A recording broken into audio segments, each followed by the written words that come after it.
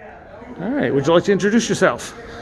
Yep, I'm Carmine Blades, lead vocalist of Seax. All right. Where's the name come from?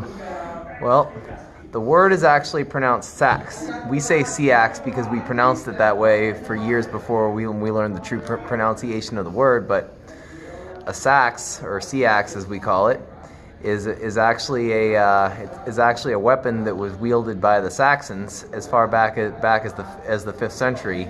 In fact, it said that this weapon is actually where the Saxons got their name. Nice. Yeah, I when I first got your stuff, I was like, Seax? People usually think it's sex with an A, and then once I explain the meaning of the word, they're always like, "Holy fuck, man! That name just got so much cooler." Yes, absolutely. And how long have you been a band?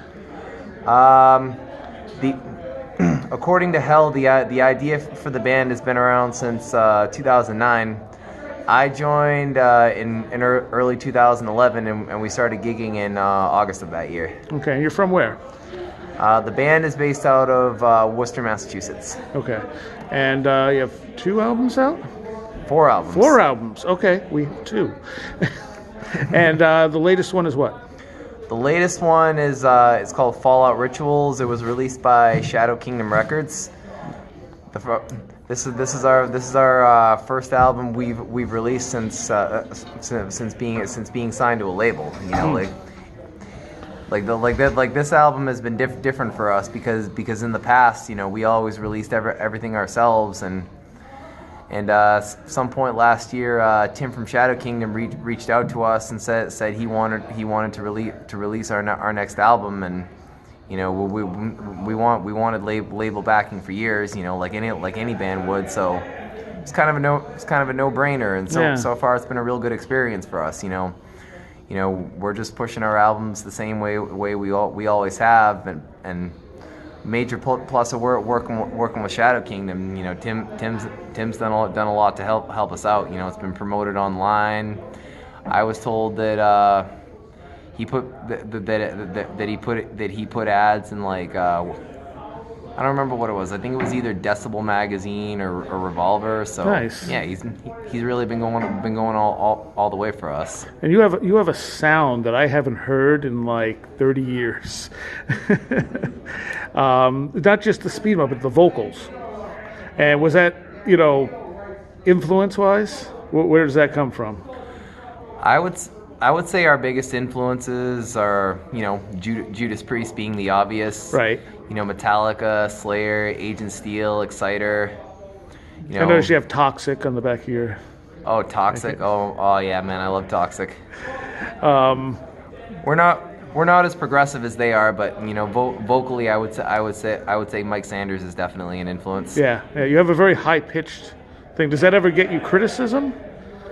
Oh yeah, it does. Like in the like I would say out of all our albums, Fallout Rituals has definitely gotten the most praise, but you know, like as far as the criticism goes, you know, it's I would say the vocals is probably what gets the most criticism. Right. It's either a love it or hate it sort of thing. Oh yeah, absolutely. You know, like, you know, everybody's got their preferences, what they like, what they don't like. You know, like I'm just doing what I do, and people like it, great. You know, and if not, you know, there's plenty of other stuff out there to listen to. True. Just how I look at it. How do the songs come together? Usually, you know, like musically, Hell is the main songwriter.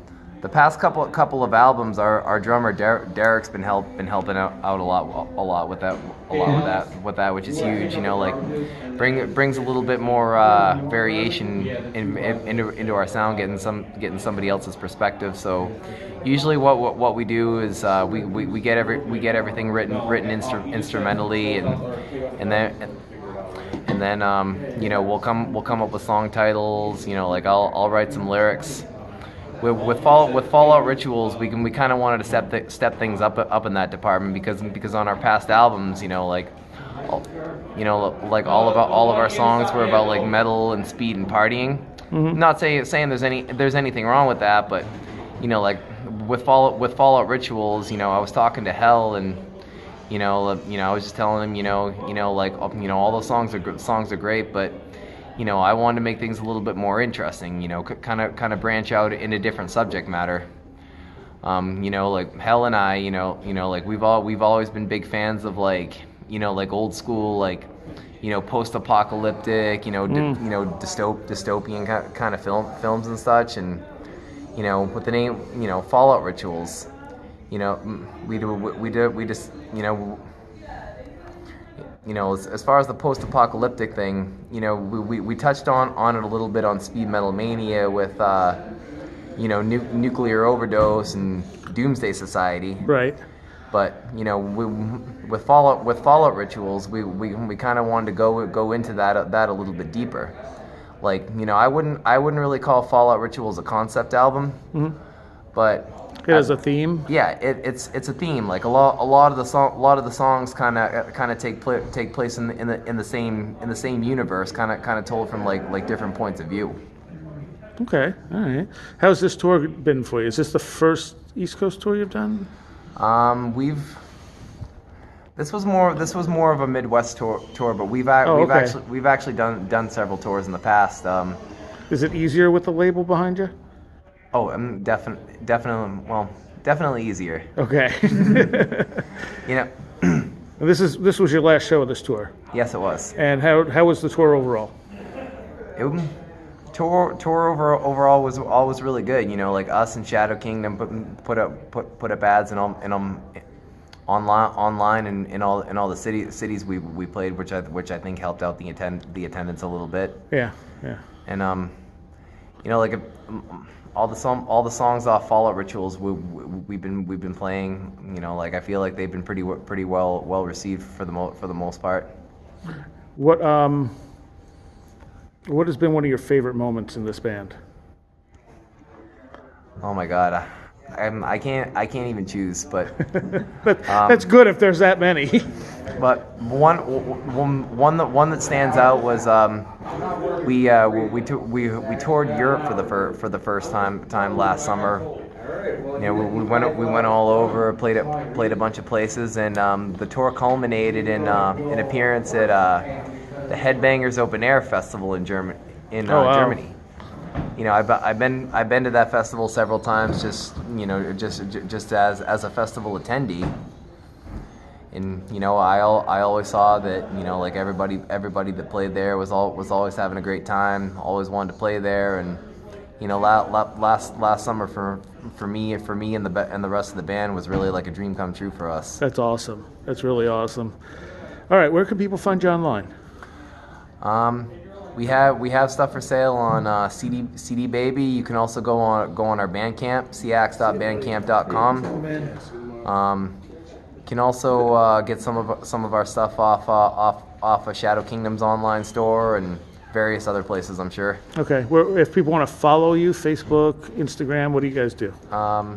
Facebook and Instagram primarily. Seax Metal on Instagram. I also post a lot of band stuff on my personal Instagram, Gates to Purgatory, and of course Facebook. Okay. Anything else people should know? Stay metal. All right. I know, not very creative, but that's all right. To the point.